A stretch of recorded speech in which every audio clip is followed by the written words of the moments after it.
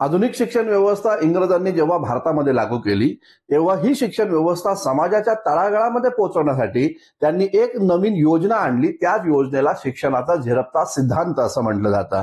लक्षात घ्या, या व्यवस्थेअंतर्गत ब्रिटिश राज्यकर्त्यांनी भारतीय समाजाचं सूक्ष्म निरीक्षण करून भारतीय समाज जो 4 वर्णांनी बनलेला आहे त्या 4 वर्णांमधला सर्वात वरचा जो घटक आहे या वर्गाला सर्वप्रथम शिक्षण दिलं. ब्रिटिश राज्यकर्त्यांची अपेक्षा अशी होती की या वरच्या वर्गानं झिरपत झिरपत खालच्या समाजापर्यंत म्हणजे शूद्र अतिशूद्रांपर्यंत हे आधुनिक शिक्षण या ठिकाणी पोहोचवावं आणि त्या माध्यमातून संपूर्ण भारत हा शिक्षित या ठिकाणी होईल अशी ब्रिटिशांची अपेक्षा या ठिकाणी होती. मात्र लक्षात घ्या, या वरच्या वर्गानं खालच्या समाजापर्यंत हे शिक्षण पोहोचवलंच नाही. परिणाम नेमका काय झाला?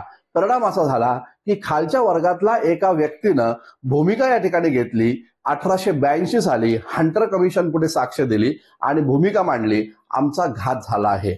ब्रिटिश राज्यकर्त्यांनी ज्या वर्गाला शिक्षण व्यवस्था खालच्या समाजापर्यंत पोहोचवण्याची जबाबदारी दिली होती त्या वर्गानं खालच्या समाजापर्यंत शिक्षण पोहोचवलंच नाही आणि म्हणून ब्रिटिश राज्यकर्त्यांनी आता स्वतः पुढाकार घ्यावा आणि खालच्या वर्गाला प्राथमिक आणि मोफत सक्तीचं शिक्षण या ठिकाणी द्यावं.